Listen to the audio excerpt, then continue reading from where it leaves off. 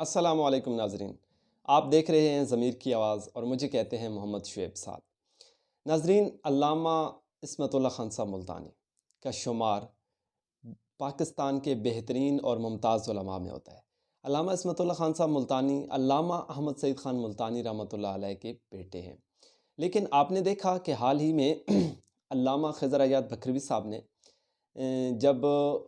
ذبیحہ اور جادو کے مسئلہ پر تبصرہ کیا تو ساتھ ساتھ انہوں نے جادو پر لکھی جانے والی کتاب معصوم پیغمبر کے مصنف جناب علامہ عصمت اللہ خان صاحب ملتانی پر بھی خوب تبصرہ کیا۔ ان کا کہنا یہ تھا کہ یہ ایک ایسا شخص ہے جسے جمعیت اشاعت و توحید میں لانے والا میں خود ہوں۔ ساتھ ساتھ انہوں نے یہ بھی کہا کہ اس بندے نے ایک ایسی کتاب لکھی ہے کہ جس کے بارے میں مجھے آج تک سمجھ نہیں آئی کہ اس بندے کا عقیدہ اور نظریہ ہے کیا، اور کتاب میں جو کچھ لکھا ہے الامان والحفیظ، یعنی کہ بہت ہی زیادہ جھوٹ اور کذب بیانی سے کام لیتے ہوئے آدھی عبارتیں لکھی ہیں اور آدھی عبارتیں چھوڑ دی ہیں۔ تو درمیان میں ایک بہت زیادہ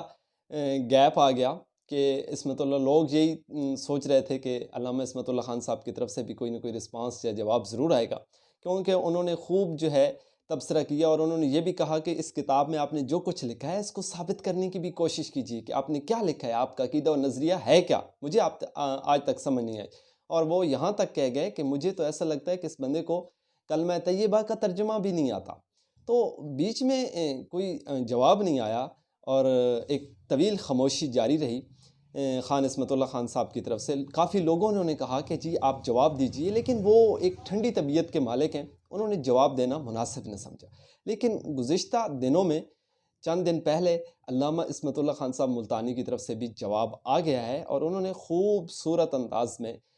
اس مسئلہ پر گفتگو فرمائی ہے۔ ان کا کہنا یہ تھا کہ سب سے پہلی بات تو یہ ہے کہ یہ کتاب میں نے لکھی ہے، تو آپ مجھ سے سمجھ لیجئے کہ میں نے کیا لکھا ہے۔ وہ جو 3 نظریوں کی آپ بات کرتے ہیں، 3 عقیدوں کی بات کرتے ہیں، وہ میرے نہیں ہیں، بلکہ اس سے پہلے موجود جو نظریے ہیں میں نے ان کا تقابل پیش کیا کہ یہ نظریہ بھی ہے، یہ بھی ہے، یہ بھی ہے، میں تینوں کو رد کرتا ہوں۔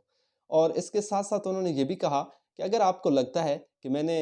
غلط بیانی کی ہے تو آپ میرے ساتھ بیٹھ جائیے اور گفتگو کر لیجئے۔ اگر آپ میری کتاب کو غلط ثابت کر دیں گے، میری لکھی ہوئی عبارتوں کو غلط ثابت کر دیں گے، تو میں رجوع کر لوں گا۔ اس میں تو کوئی ایسی ویسی بات ہے ہی نہیں، اور علماء کا کام تو یہی ہوتا ہے کہ مل بیٹھ کے آپس میں معاملات کو طے کیا جائے۔ اور مجھے ایک بات کی سمجھ نہیں آتی کہ دونوں علماء کا شمار جمعیت اشاعت و توحید و سنہ کے پلیٹ فارم سے ہے، یہ بھی جمعیت کے ہیں، وہ بھی جمعیت کے ہیں، لیکن دونوں ایک دوسروں پہ تبرہ کر رہے ہیں اور ایک دوسرے کے لیے